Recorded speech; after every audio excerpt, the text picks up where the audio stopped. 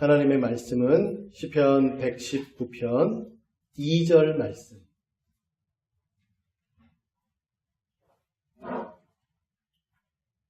네, 한번 같이 읽어보도록 하겠습니다. 시작. 여호와의 증거들을 지키고 전심으로 여호와를 구하는 자는 복이 있도다. 아멘. 자, 오늘은 시편 119편 2절 말씀을 중심으로 하여서 그리스도인의 참된 행복 두 번째를 시작해 보도록 하겠습니다. 시편 119편은 하나님 앞에서 우리가 어떠한 삶을 살아야 하는지 그 방향을 제시해 주는 책이다 라고 제가 말씀을 드렸습니다. 우리가 하나님 앞에서 산다라고 하는 것은 하나님께서 계시하여 주신 그 말씀 앞에서 산다. 그 말씀 앞에서 우리가 어떠한 반응을 보이느냐라고 하는 데에 초점이 놓여져 있습니다. 여러분은 과연 말씀대로 지금 살고 있는가? 여러분은 과연 말씀이 가라고 하는 데까지 가고 말씀이 멈춰서라 라고 하는 곳에서 멈추고 있는가? 우리는 말씀이 내 삶의 기준이요 방향이며 최고의 가치가 지금 되고 있는가? 나는 지금 말씀대로 살면 기쁘고 말씀에서 벗어나면 슬프고 괴롭고 이러한 반응이 여러분들 가운데서 나타나는가? 그것을 한번 고민해 봤으면 좋겠습니다. 나의 참된 행복은 말씀이 내 삶에서 성취될 때 찾아오는가? 이것을 한번 물어보는 겁니다. 우리는 지금 뭐에 대해서 살펴보고 있냐면 참된 복, 참된 행복이 무엇인지에 대해서 지금 다루고 있어요. 우리가 살펴보고 있는 이 시편 119편은 그 시작, 그러니까 1절과 2절이 복, 행복에 대하여서 말하고 있습니다. 그래서 여러분, 이 시편 119편 그 첫 머리가 바로 이 행복, 복에 대하여서 얘기하고 있기 때문에 마치 이런 것 같아요. 행복하기를 원하는 사람들은 다 이 길로 오라, 이 말씀대로 살아가라 라고 하는 어떤 커다란 그 전광판 같이, 전광판 같이 그렇게 설치되어 있는 셈입니다. 그러니까 여러분 시편 119편 전체 1절부터 176절까지 되는 그 전체가 바로 참으로 복된 사람은 바로 이런 사람이다 라고 하는 것을 나타내 보여주고 있는 것이죠. 자, 그렇다면 참으로 복된 사람은 어떤 사람인가? 참된 행복을 누리는 사람은 어떠한 삶을 사는 사람인가? 오늘 읽은 본문 말씀은 과연 무엇이라고 말하고 있는가? 그리고 지난주에 했던 그 1절과 과연 어떠한 유사점과 차이점이 있는가? 그것에 대해서 한번 살펴보도록 하겠습니다. 첫 번째로는 바로 무엇이냐면 그리스도인의 참된 행복은 바로 하나님의 증거를 지킬 때 오게 된다라고 하는 사실이에요. 지난주에 우리 1절을 언급했었는데요. 1절에서는 제가 뭐라고 말씀드렸냐면은 그리스도인의 참된 행복은 하나님의 율법을 따라 살아갈 때 오게 된다라고 이렇게 말씀을 드렸어요. 그러면 이제 차이점이 뭐냐면은 바로 하나님의 율법을 따라서 사는 것, 그것과 하나님의 증거를 지키는 것, 그 차이거든요. 그런데 그 차이가 굉장히 큰 차이가 있습니다.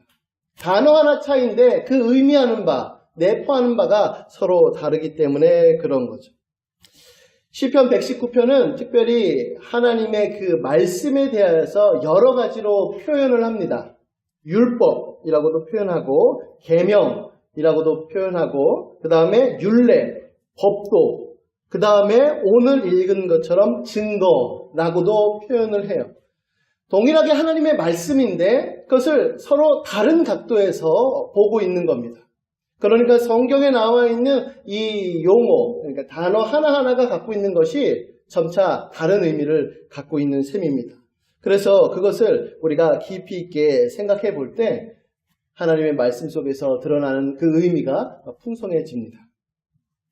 1절에서는 그 율법, 2절에서는 증거라고 표현하고 있는데 우리가 율법, 하면은 어떻게 생각하면 좋냐면은 우리가 무엇을 해야 할까? 그 행위의 법칙 혹은 원칙에 대해서 말해주고 있는 거예요. 율법은 우리의 행위의 원칙, 어떻게 살아가야 되는가, 이런 것들을 하고 이런 것들을 하지 말아야 된다. 이러한 원칙들을 말해주고 있는 거예요. 근데 반면에 증거라고 하는 것은 그 이상, 그것을 포함한 그 이상의 의미를 담겨져 있습니다. 자, 여러분, 제가 성경 상식 퀴즈를 하나 내도록 할게요.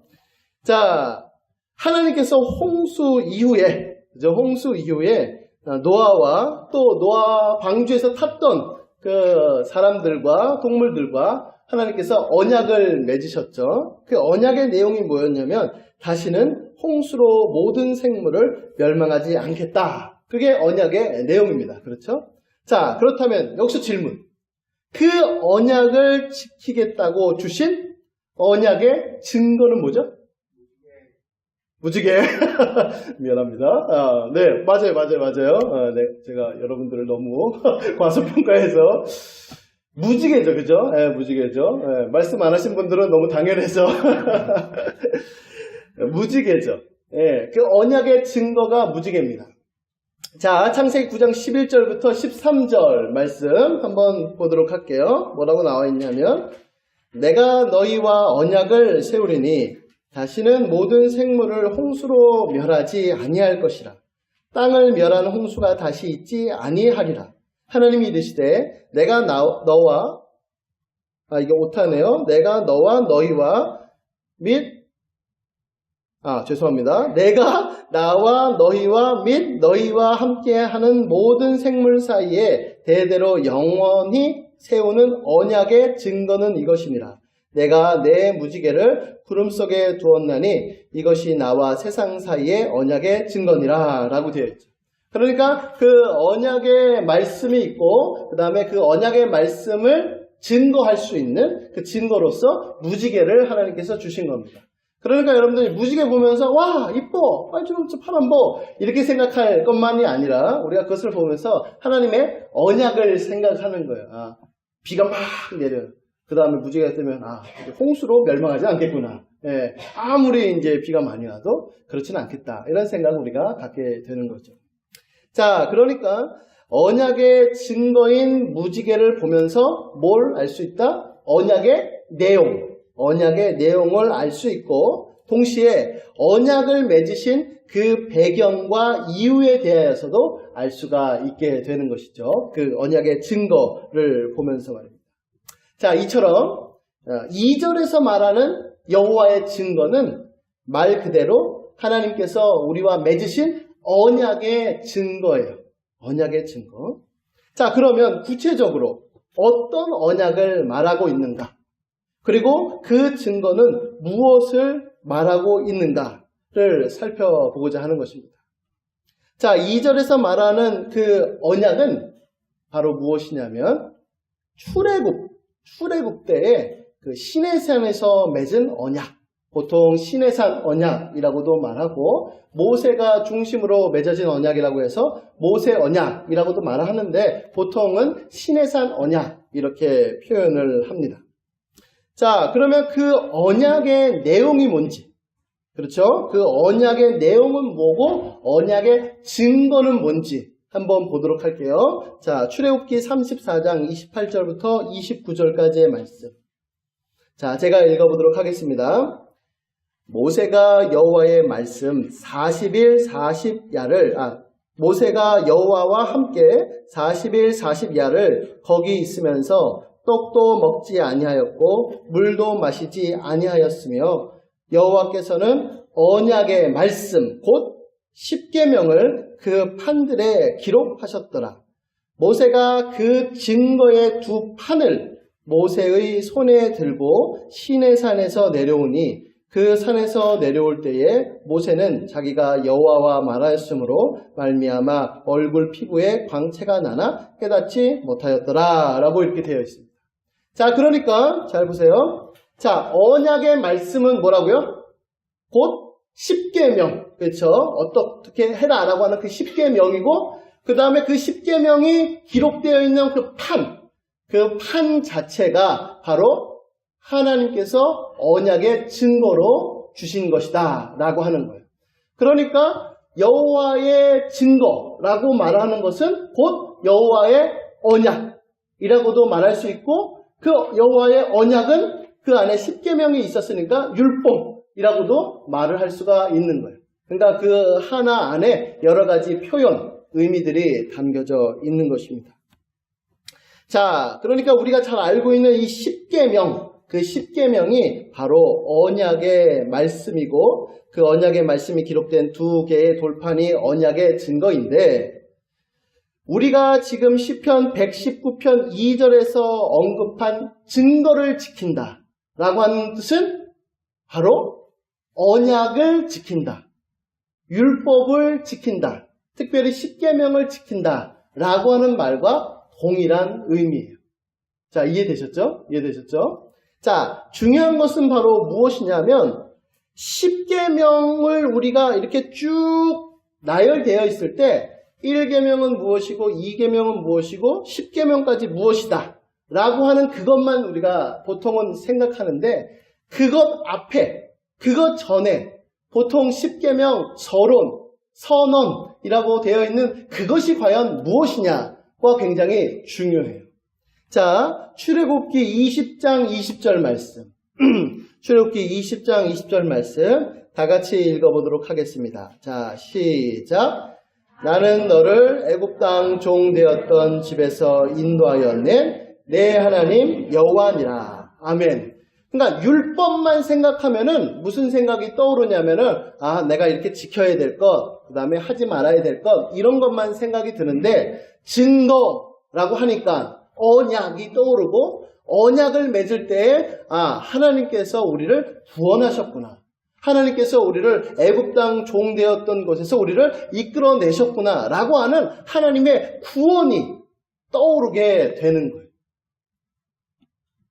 하나님께서 우리를 이집트의 노예 생활에서 벗어나게 해준 것, 우상을 섬기던 자들의 손에서 해방시켜 주신 것, 그 바로 왕의 압제에서부터 벗어난 것, 그래서 자유가 된 것, 그러니까 감사함으로 하나님의 계명을 지켜야겠구나 라고 하는 의미가 그 안에 내포가 되어 있는 거예요. 그러니까 다시 설명하면 하나님의 율법을 지킨다라고 할 때는 내가 하나님의 뜻대로 이것은 하고 이것은 하지 말아야지 라는 생각만 드는데, 하나님의 증거를 내가 지켜야겠다라고 할 때는 하나님과 맺은 나와의 그 언약, 하나님께서 나를 구원해 주셨던 그 구원, 이런 것들이 생각나는 것, 이게 바로 증거를 지켰다라고 하는 사실입니다. 신약 백성 입장에서는 이렇게 표현이 되는 거죠. 바로 무엇이냐면, 하나님께서 우리를 죄의 노예에서부터 벗어나게 해주셨구나, 사탄의 지배에서 벗어났고 진리로 자유케 되었다. 그러니 그 감사함으로 우리가 하나님의 말씀에 순종해야겠다라고 이렇게 우리가 표현할 수가 있게 됩니다. 그러므로 시인은 여호와의 증거, 곧 10계명을 보면서 무엇을 생각하냐면 바로 이것을 생각하는 거예요. 여호와와 맺은 그 언약을 기억하는 거예요. 그리고 그분의 구원과 사랑, 그 은혜를 묵상하게 됩니다. 그리고 그 구원의 은혜에 인하여서 기쁨과 감사가 넘쳐나면서 그러니까 우리가 10계명을 지켜야겠구나. 내가 구원받은 자니까, 하나님께서 나를 구속해 주셨으니까 내가 구원받은 사람으로서 감사함으로 하나님의 말씀을 지켜 행해야겠다라는 것. 그래서 하나님의 증거를 지킨다는 것은 바로 실행을 하기 전에 구원사역, 하나님께서 우리를 죄에서 구원해 주신 그 구원사역에 초점이 맞춰져 있어서 하나님께서 구원해 주셨으니 얼마나 감사한다. 그러면서 우리 안에 행복이, 그 복이 이렇게 마음속에서 충만케 되는 것. 지금 시인은 그것을 말해주고 있는 겁니다. 자, 두 번째 살펴볼 것은 바로 무엇이냐면 하나님의 사랑을 깨달은 사람이 바로 하나님을 구한다, 하나님을 찾는다라고 하는 사실. 자, 2절 말씀을 한번 다시 볼게요. 2절에 뭐라고 나와 있냐면 여호와의 증거들을 지키고 전심으로 여호와를 구하는 자는 복이 있다라고 되어 있습니다. 자, 여기서 보면은 여호와의 증거를 지키는 것과 전심으로 여호와를 구하는 것이 별개인 것처럼 우리가 보여지는데 별개가 아니고 상호 긴밀하게 연결이 되어 있는 겁니다. 자, 그러니까 여러분, 우리는 언제 하나님을 사랑하게 될까요? 우리는 언제 하나님을 사모합니까? 그 시작, 그 첫 단추는 바로 무엇이냐면 죄 용서함에서부터 시작이 돼요. 하나님의 전지전능하심, 하나님의 아름다우신 어떤 속성, 지혜, 거룩, 이러한 것들도 하나님 앞에 우리가 가까이 가는 그런 어떤 계기가 되고 하나님의 탁월하신 성품이 되기는 하지만 첫 단추는 그렇게 시작되는 것이 아니에요. 첫 단추는 어떻게 시작되냐면 바로 하나님께서 내 죄를 용서해 주셨구나 라고 하는 것에서부터 하나님에 대한 사랑이 우리의 마음속에서 싹트기 시작하는 겁니다. 그것이 첫 단추예요. 그래서 우리가 복음을 듣고 하나님께로 먼저 회개하여 돌이킨 다음에 그 다음에서야 하나님의 무한하심, 하나님의 불변하심, 하나님의 단순하고 하나님의 그 영원하신 속성들을 통하여서 하나님은 정말로 위대하신구나 라고 하는 쪽으로 발견하게 되고 나아가게 되는 것이죠. 그래서 우리가 하나님께로 가까이 가는 그것은 바로 무엇이냐면 하나님께서 우리를 용서해 주신 그 죄의 용서, 그것이 바로 하나님을 사랑하게 되는 원인이 되는 것입니다. 내가 무엇이기에 나 같은 죄인을 용서하셨을까? 나같이 추악한 죄인이 뭐라고 이 낮고 낮은 땅에 내려오셔서 십자가에 못 박혀 죽으셨을까? 나는 매번 같은 죄를 반복하기만 하는데 이런 나를 어찌 용납하시고 용서하실까라고 하는 그 하나님의 그 무한하시고 풍성한 사랑, 그런 것들을 우리가 경험할수록 우리는 하나님께로 가까이 조금 더 나아갈 수가 있게 되는 것입니다. 이와 같은 하나님의 무한하신 사랑과 은혜가 우리를 하나님께로 이끄는 동인이 되는 것이죠. 그래서 여러분, 우리의 의무, 신자의 의무는 무엇이냐면 그 하나님의 사랑을 더 많이 깨닫는 거예요. 더 많이. 찬송가에도 그런 가사가 나오죠. 대속해 주신 사랑을 내가 더욱더 간절히 알기를 원한다. 우리가 모르는 게 아닌데 그 알고 있는 그 사랑의 깊이와 넓이는 굉장히 작아요. 하나님의 사랑이 얼만큼 큽니까? 하나님의 사랑은 너무나도 크고 넓죠. 무한하신 사랑이니까. 이 무한하신 사랑을 우리가 그것을 다 안다라고 말을 할 수는 없어요. 예를 들면 우리가 어렸을 때 부모님께서 우리를 사랑하신단 말이에요. 그건 이제 애들도 알죠. 그래서 엄마 좋아, 아빠 좋아 이렇게 얘기를 한단 말이에요. 근데 여러분 지금 커서 생각해보면 그 어렸을 때에 부모님이 날 사랑하시는구나 라고 하는 그 사랑의 이해가 지금보다 어떻습니까? 현격하게 작죠. 여러분들이 커갈수록 그리고 여러분들이 갖고 있는 경험들을 보면서 정말로 엄마 아빠의 사랑은 그때 내가 느꼈던 그것 이상이었구나, 훨씬 더 컸구나 라고 하는 것을 우리가 깨닫게 되는 것입니다. 마찬가지로 우리의 신앙이 성숙될수록 하나님의 그 사랑이 훨씬 더 크게 우리들에게 다가오는 거예요. 그 사랑의 깊이를 아는 거예요. 그게 신자의 의무예요. 그래서 에베소서 3장 17절부터 19절까지에는 이렇게 말씀하고 있는데 우리 한번 같이 읽어보도록 하겠습니다. 자, 시작. 믿음으로 말미암아 그리스도께서 너희 마음에 계시게 하시옵고 너희가 사랑 가운데서 뿌리가 박히고 터가 굳어져서 능히 모든 성도와 함께 지식에 넘치는 그리스도의 사랑을 알고 그 너비와 길이와 높이와 깊이가 어떠함을 깨달아 하나님의 모든 충만하신 것으로 너희에게 충만하게 하시기를 구하노라. 아멘. 그래서 우리가 신앙이 성장한다. 우리의 믿음이 성숙됐다. 그 성숙한 신앙인은 어떤 모습이냐면 바로 하나님의 사랑을 더 많이 깨달은 사람. 그게 바로 신앙의 성숙도예요. 무슨 어떠한 많은 지식을 알고 어떤 그런 것을 우리가 자꾸만 생각하게 되는데 그런 것을 넘어서 그 사랑의 깊이를 아는 것. 제가 예를 들었던 것처럼 부모님의 사랑을 어렸을 때 아는 것보다 지금 현재 여러분들이 부모님에 대한 사랑을 더 많이 아는 것처럼 우리의 신앙 성숙에 따라서 하나님의 사랑이 훨씬 더 크게 이해가 되고 받아들이게 되는 것이죠. 자, 또한 사랑이 커지면 커질수록 여러분 사랑하는 대상과 가까워지려고 하는 것은 너무나도 당연합니다. 너무나도 당연해요. 내가 그 사랑하는 대상이 너무나도 내 사랑이 큰데 그 사랑하는 그 마음만큼 가까이 있고 싶고 보고 싶고 만지고 싶고 그것은 너무나도 당연한 거죠. 하나님에 대하여서도 마찬가지입니다. 하나님에 대한 사랑이 더욱더 커질수록 우리는 주님께로 가까이 가고 주님을 찾고 주님을 구하고 주님 만나기를 소원하는 것.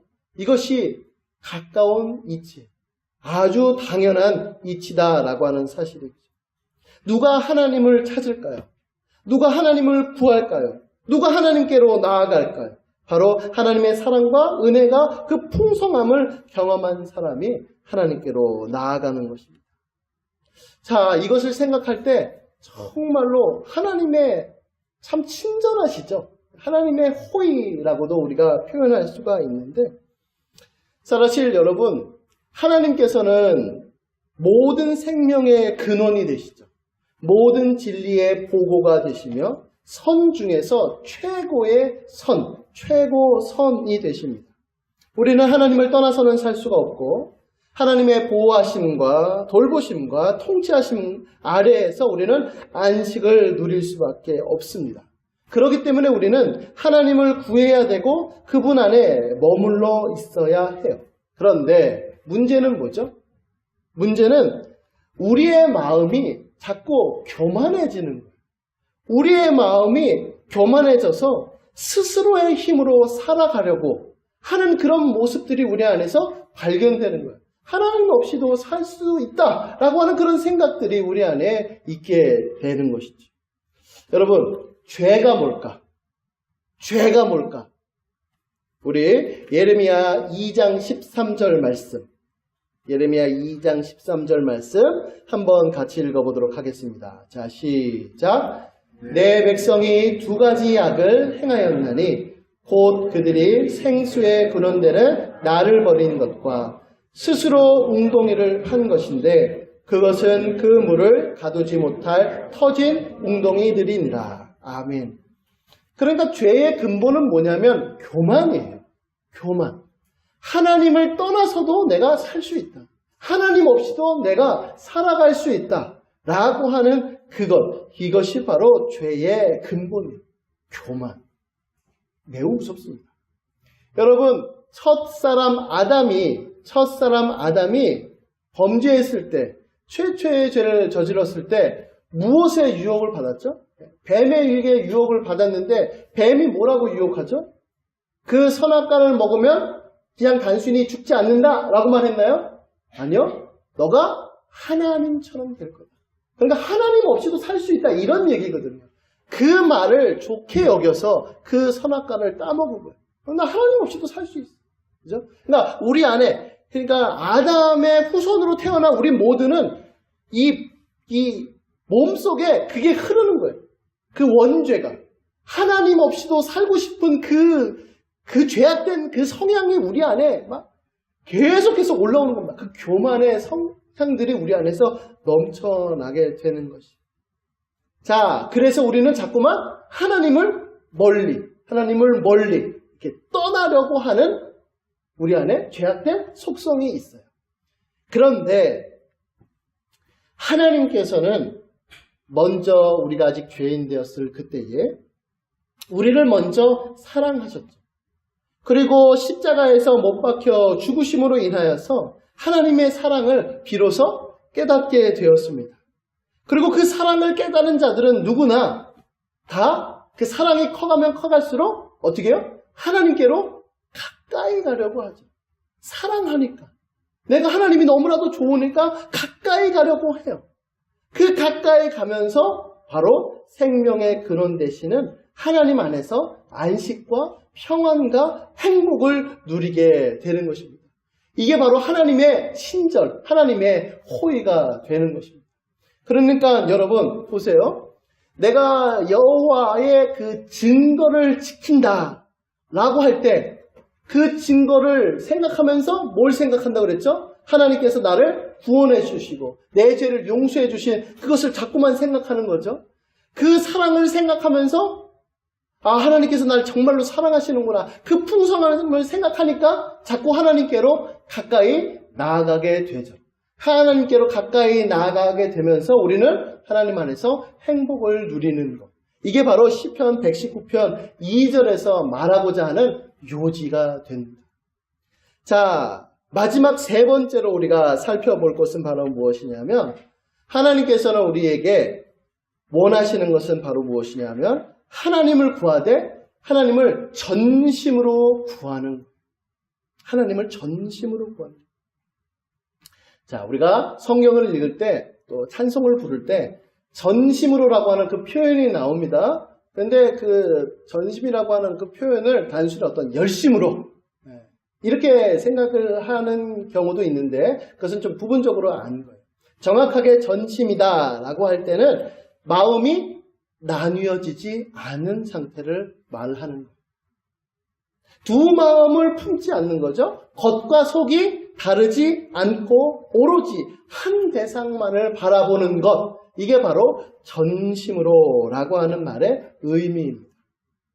여러분, 예수님께서 마태복음 5장에 보면 팔복에 대하여서 말씀하셨죠. 그 중에서 마음이 청결한 자가 복이 있나니 라고 말씀하셨을 때 그 마음이 청결한 자가 바로 하나님을 전심으로 구하는 사람. 마음이 나눠지지 않는 사람을 바로 청결한 사람이다 라고 이렇게 얘기를 하죠. 마음이 청결한 자는 복이 있나니 저가 하나님을 볼 것이니요 라고 이렇게 되어 있습니다. 그래서 제가 말씀 구절은 안 적어드렸지만은 너희가 전심으로 나를 찾고 찾으면 나를 만나리라 라고 하는 성경의 약속이 끊임없이 나오는 거예요. 끊임없이 나오는 겁니다. 하나님께서는요, 하나님을 향한 우리의 마음이 이렇게 나눠지기를 원치 않았어요. 이거는 상식적으로 생각해도 너무나도 당연하죠. 우리가 누군가를 사랑하는데 그 사랑하는 사람이 있는데 그 상대방이 다른 곳에 마음을 준다면 그렇죠. 누가 그것을 좋아하거나 혹은 그것에 대해서 아무렇지도 않게 생각하는 사람이 있겠어요. 사랑하는 사람이 바로 눈앞에 있어도 그 대상에게 집중하지 만약에 못한다면은 그거는 되게 불쾌한 거죠. 그렇죠? 네. 요즘 이제 그런 것들이 많다고 막 풍자가 하죠. 연인끼리 이렇게 만났는데 서로 그 커피숍 안에서 서로 앉아 있는데 서로 이제 그 핸드폰으로 다른 일들을 하고 있는 거. 혹은 상대편은 상대편 이제 이성에게 막 이런 얘기를 막 하는데 그 상대편은 막 뭐 핸드폰으로 딴짓을 한단 말이죠. 그거를 가지고선 뭐 그럴 수도 있지라고 말을 한다면 그거는 좀 이상한 걸 거예요. 오히려 더 당연한 것이 왜 내가 눈앞에 있는데 내가 바로 앞에 있는데 딴짓해. 너 왜 다른 생각해. 이렇게 반응하는 것이 오히려 더 정상입니다. 사랑한다면 말이죠. 그렇죠? 네. 예배 시간에 똑같아요. 우리가 사실 예배 시간에 설교를 들으면서 수많은 생각들이 오고 갑니다. 그렇죠? 네. 눈은 저를 쳐다보고 있고, 네. 고개는 끄덕이고 있는데, 속으로는 그렇죠. 오만 생각들이 확 스쳐 지나가는 것이죠. 그렇죠? 어릴수록 그 겉과 속이 똑같죠. 예. 재미없으면 다른 데 보고 예, 막 말씀이 와닿지 않으면 막 딴짓하고 근데 어른이 되면 될수록 예, 외식하죠. 예, 그런 일들이 벌어진단 말이에요. 그런데 우리 안에 어떤 마음이 있냐면 딴 생각이 들어도 혹은 집중이 안 돼도 집중하려고 애쓰는 그 마음이 있죠. 예. 완벽하진 않지만 그 완벽을 향하여서 달려가고자 하는 그것, 성경에서 말하고 하는 것이 바로 그거예요. 네. 성경에서는 온전하다, 물론 100% 순결한 그것을 목표로 향하고 있습니다. 그러나 이 세상에서는 그것이 실현 불가능하다는 것은 하나님도 알고 우리도 아는 사실이에요. 그럼에도 불구하고 그 완전을 향하여서 부단히 애쓰는 것, 바로 이것이 성경에서 말하는 전심으로라고 하는 표현의 의미가 됩니다. 그런데 우리의 마음이 자꾸만 어떻게 하죠? 타협하려고 하죠. 우리의 마음이 자꾸 어떠냐면 하나님께서 나의 주인인 것은 맞습니다. 그렇죠? 하나님께서 나의 주인인 것이 맞는데 그럼에도 불구하고 이것은 이것만은 그냥 내 뜻대로 할게요. 이런 생각을 우리는 갖습니다. 하나님께서 제 마음을 원하시니까 제가 주님께 제 마음을 드립니다. 그런데 모두 내어드리지는 못해요. 저는 요거는 안 됩니다. 라고 우리는 타협합니다. 그러나 호세아서 10장 2절 말씀은 우리에게 어떻게 말해주고 있냐면 호세아서 10장 2절 말씀 한번 같이 읽어보겠습니다. 자, 시작. 그들이 두 마음을 품었으니 이제 벌을 받을 것이라.